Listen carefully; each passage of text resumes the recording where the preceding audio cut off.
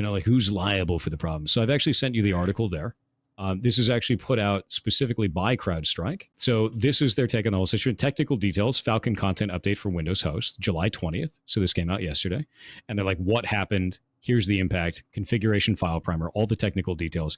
This is the source of truth for the scenario now. It's a and this is the thing that I'm really interested in. Yep. And they've already posted it. And this is one of the things that I was saying the other day was like, CrowdStrike has to post some shit on the blog.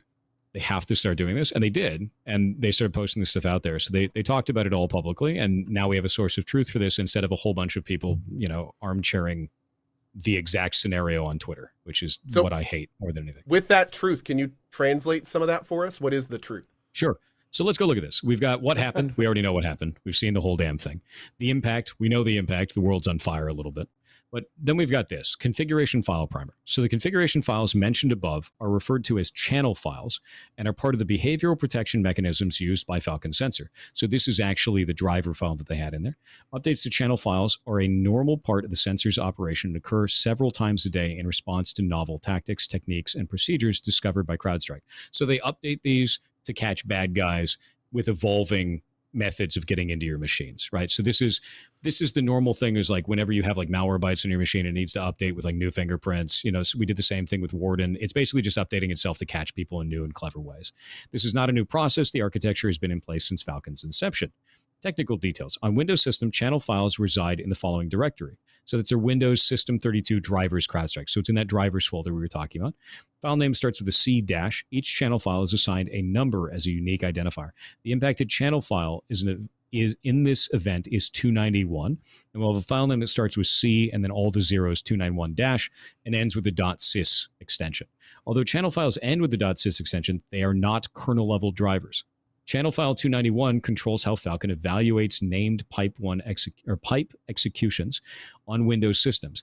Named pipes are used for normal inter-process or inter-system communications windows. So individual programs that need to talk to each other, this is the pathway for that. Think of it as a road, right? So this road allows a car to go from one program to another program, and this is there doing that. It's able to go and read the information that's going on this. So evaluates the execution of things that are happening between processes to make sure that a virus isn't doing some weird shit on your machine from one program to another.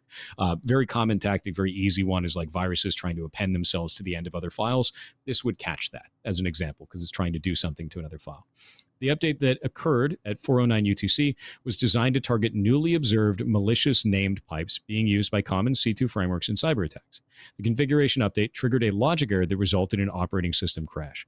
CrowdStrike has corrected the logic error by updating the content. Yeah. Before we continue, that last line from the previous paragraph, that's where you were talking earlier about like they updated the file.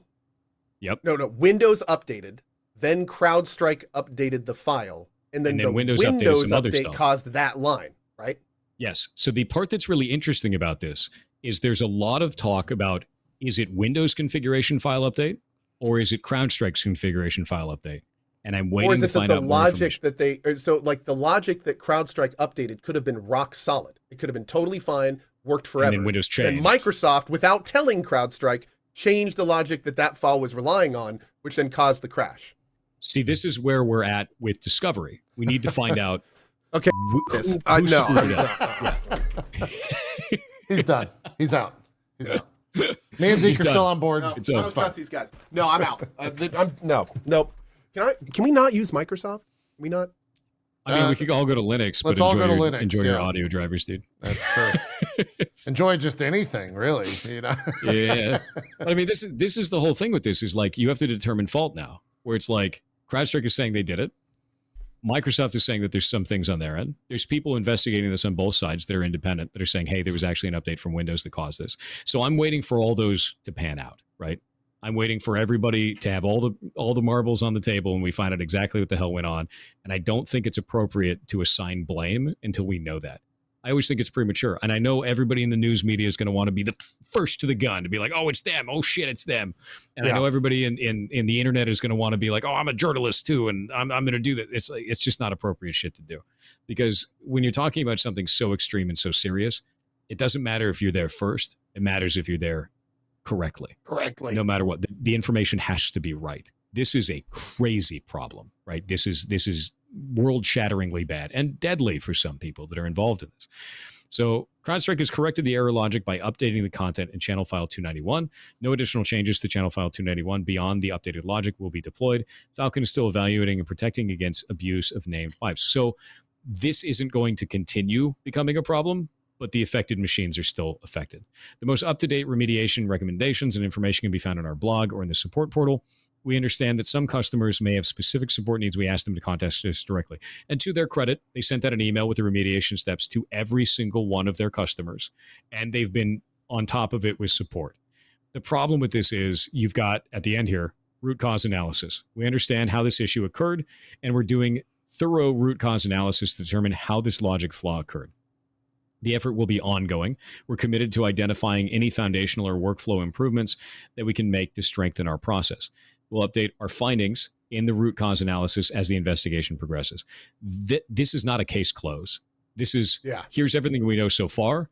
We need to find out everything else and know exactly why this logic caused this problem. We need to know exactly why this looked fine on internal checks. We need to know everything. And that's why it's not appropriate to assign blame yet. And it just won't be. And I know that's not like the most bombastic and interesting thing, but it is the right thing.